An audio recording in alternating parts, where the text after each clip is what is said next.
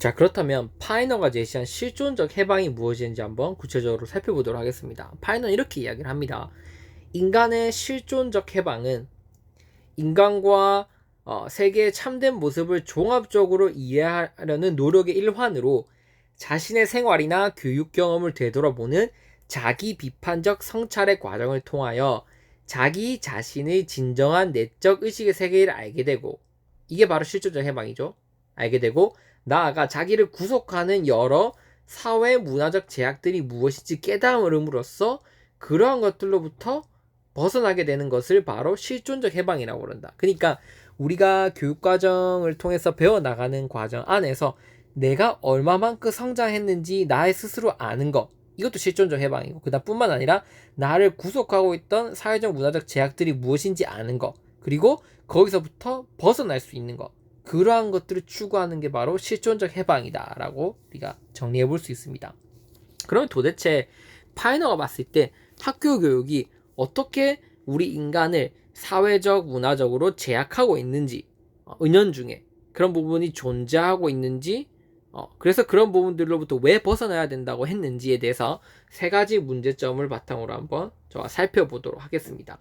파이너는 이렇게 얘기합니다. 일반적으로 학교 교육의 문제점으로 첫 번째, 인간관계의 욕구를 왜곡시키는 문제가 있다고 합니다. 즉 어떠한 곳에서 교육을 받더라도 일단 학교라는 곳에 가게 되면 공교육 제도 안에서 우리가 이러한 그 이제 초등학교, 중학교, 고등학교로 이제 의무 교육이 있지 않습니까? 그 교육을 거치는 과정 안에서 우리는 인간관계의 욕구가 왜곡되고 있다는 거예요.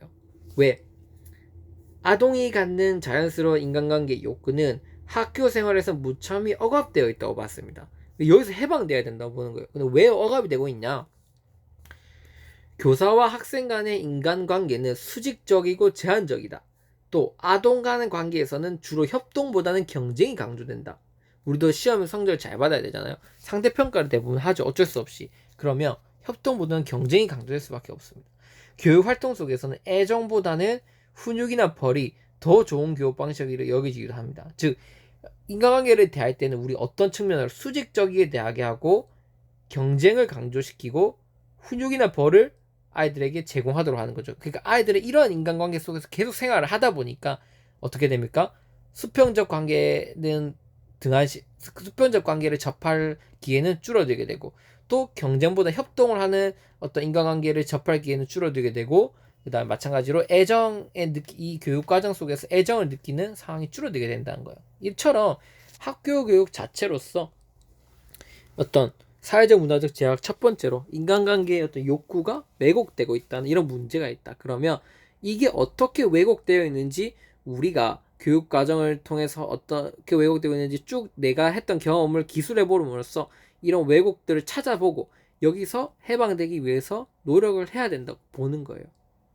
그래서 어떻게 보면 학교 교육 과정을 부정적으로 바라보는 걸 수도 있습니다. 이게 왜냐면 실제로 교육 과정이 그렇게 진행되고 있었으니까. 근데 우리가 이런 것들에 대해서 한 번쯤이라도 인식하지 않고 그냥 넘어가게 된다면 이러한 부분들에 대해서 발전이 없게 되고 우리는 계속 여기 종속될 수밖에 없다고 느낀 거죠. 그래서 이런 것들만 계속 하자. 이걸 중점적으로 포인트를 둔 게 아니라 우리가 한 번쯤이라도 이러한 부분들에 대해서 생각해보지 않는다면, 그렇지 않는다면 우리는 영원히 이런 곳에 종속될 수밖에 없다. 그렇게 관점에서 이 파이널 실존적 해방을 접근해 주셔야 됩니다. 두 번째, 우리는 타인을 모방을 함으로써 항상 내 스스로는 자아가 분열되고 상실감을 느낄 수밖에 없다. 왜냐하면 학교 생활을 통해 아동은 끊임없이 타인을 모방하도록 강요받는다. 잘하는 아이를 모방받거나 교사의 행동을 모방받기를 끊임없이 강요당하죠. 한 아동이 타인을 모방하는 것은 동시에 자신에 대한 불만족과 거부를 학습하는 일이다. 즉 아동은 자신의 타인의 눈으로 보는 법을 배울 수밖에 없다. 이렇게 되는 거죠.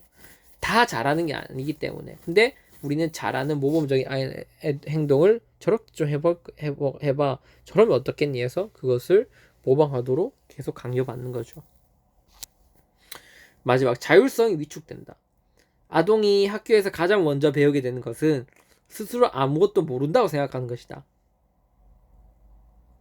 따라서 아동은 당연히 교사로부터 교육을 받아야 한다고 생각하게 되고 그러한 생각은 자신의 필요나 욕구 자체도 잊어버린 채 맹목적인 의존과 복종의 심리만을 증대될 수밖에 없다. 즉 우리는 부족하니까 우리는 뭐 내가 원하는 게 무엇인지도 모르고 내가 어떻게 해야 되는지 자율성을 계속 위축될 수밖에 없다. 왜?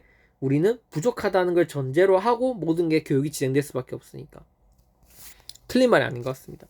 아이들이 학생회를 하더라도 항상 교사가 가르쳐주는 입장에서 물론 미성숙한 아이들이긴 하지만 그 아이들을 우리가 올바른 방향 이끌어준다고 생각하지만 그래도 항상 일단 기본 베이스가 너네는 부족한 걸 전제로 우리가 서포트를 해주든 뭘 해주든 그걸 전제로 하다 보니까 아이들이 자율성은 위축될 수밖에 없다. 아이들의 생각을 가지고 가더라도 교사가 그건 좀 이게 아닌 것 같다 이런 식으로 우리가 자꾸 이제 하나하나 지적을 하게 된다는 거죠.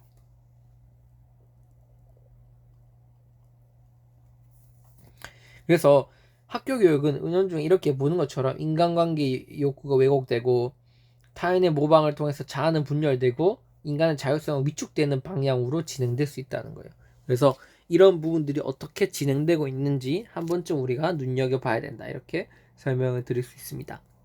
그렇다면 이런 부분들에서 벗어나기 위해서 어떻게 해야 되냐? 바로 쿠렐의 방법론이 필요하다는 겁니다. 즉 어떻게? 자신의 교육 경험을 분석해서 실존적 의미를 찾아내는 것. 내가 뭘 느꼈고 뭘 얻었는지 그리고 내가 뭐에 속박되어 있는지 그리고 속박되어 있는 것에서 해방될 수 있는 것. 그러한 부분들을 찾아 나가는 방법이 바로 쿠렐의 방법론이다 볼 수 있죠. 그걸 효과적으로 하기 위해서는 어떻게 된다? 회귀, 전진, 분선, 종합이라는 4가지 단계를 거쳐야 된다고 파이넌 제시했습니다. 다음 강의에서 이 쿠렐의 방법론에 대해서 보다 구체적으로 하나하나 살펴보도록 하겠습니다.